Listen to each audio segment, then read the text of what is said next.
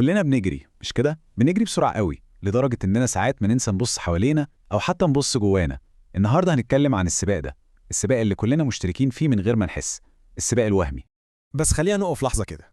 السؤال ده مش مجرد كلام، لا، ده سؤال ممكن يغير مسار كل حاجة حرفيا. يا ترى ايه اللي بيخلينا نجري بكل الطاقة دي؟ على طول كده أول حاجة بتيجي في دماغنا فلوس، نجاح، إن الناس تشوفنا ناجحين. أصل دي هي الأهداف اللي المجتمع حطها لنا كأنها خط النهاية بتاعنا. وهنا بقى النقطة المهمة أوي.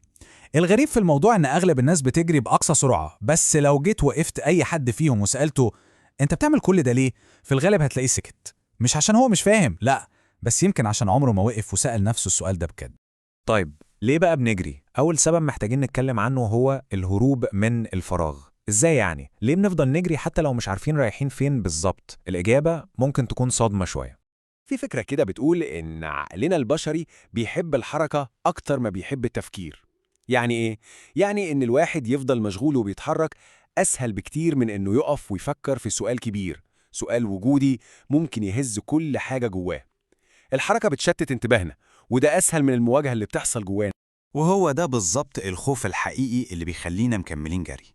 الخوف من إننا لو وقفنا بس اللحظة واحدة ممكن نكتشف إن كل اللي بنعمله ده والطريق اللي ماشيين فيه ده كله يمكن ملوش معنى حقيقي بالنسبة لنا.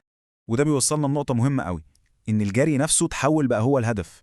مجرد إننا نفضل مشغولين على طول بقى هو الدرع اللي بنستخبى وراه عشان نهرب من إحساس الفراغ، أو إن حياتنا ممكن تكون من غير معنى. طيب نيجي بقى للفخ التاني، فخ الإنجاز الخارجي. طيب إيه اللي بيحصل لما بنحقق الأهداف دي فعلا؟ هل بنوصل للسعادة والرضا الحقيقي؟ خلينا نشوف إزاي السباق ده ملوش خط نهاية وإزاي ناس كتير بتقع فيه. علماء النفس بيسموا الموضوع ده الهيدونيك تريدميل أو عجلة المتعة.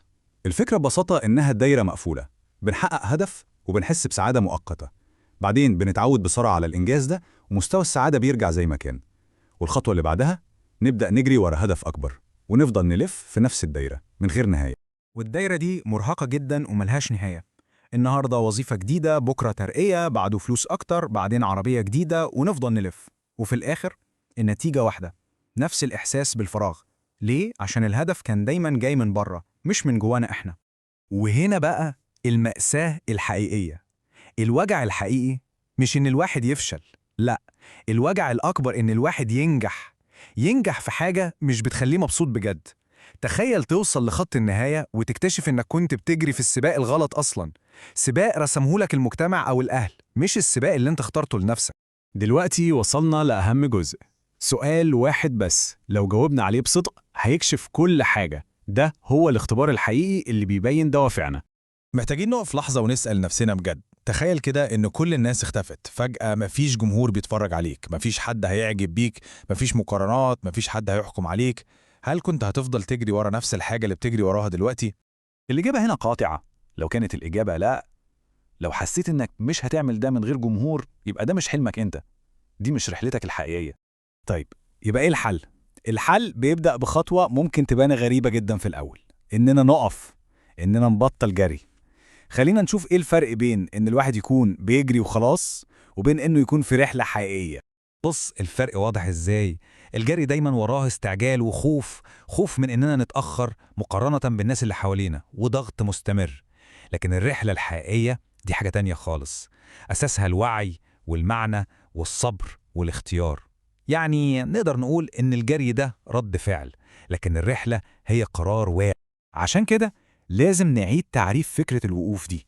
إن الواحد يقف مش معناه إنه استسلم أو فشل، بالعكس خالص.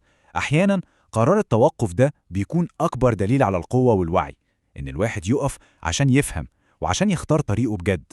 طيب وبعد ما بنقف، هنا بقى بتبدأ أهم مرحلة، مرحلة إننا نبني حياة ليها معنى. مش أي معنى، لأ، معنى حقيقي وخاص بينا إحنا وبس. والمعنى الحقيقي ده ليه علامات واضحة قوي. هو الحاجة اللي بتخليك تقوم من السرير الصبح حتى وانت تعبان. هو اللي بيديك إحساس بالسلام من جوه، مش مجرد حماس بيروح ويجي. هو اللي بيخليك تحس بالرضا حتى في أصعب الظروف. وفي مقولة عظيمة بتلخص كل ده، اللي عندهم ليه يعيشوا عشانها بيقدروا يستحملوا أي إزاي. يعني لما يكون عندك سبب قوي ليه واضحة، هتقدر تستحمل أي ظروف وتعدي أي تحديات، لأن الهدف اللي جواك بيكون أقوى من أي حاجة بره. أكيد الأسئلة دي ممكن تكون صعبة أو مؤلمة، ممكن تحسسك إنك تايه. بس الحقيقة إن اللي عنده الشجاعة يسأل أقوى بكتير من اللي بيكمل جري وهو مغمض عينيه وخلاص. وده يوصلنا لخلاصة كل اللي قلناه. يمكن الحل مش إننا نجري أسرع، يمكن أول وأهم خطوة فعلا هي إننا نقف عشان نفهم. وفي النهاية هنرجع لنفس السؤال اللي بدأنا بيه، بس المرة دي هنسيبه لكل واحد يفكر فيه مع نفسه.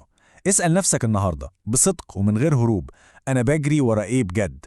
ولو الإجابة مش واضحة، يبقى يمكن أول خطوة مش إنك تجري، لكن إنك تفهم.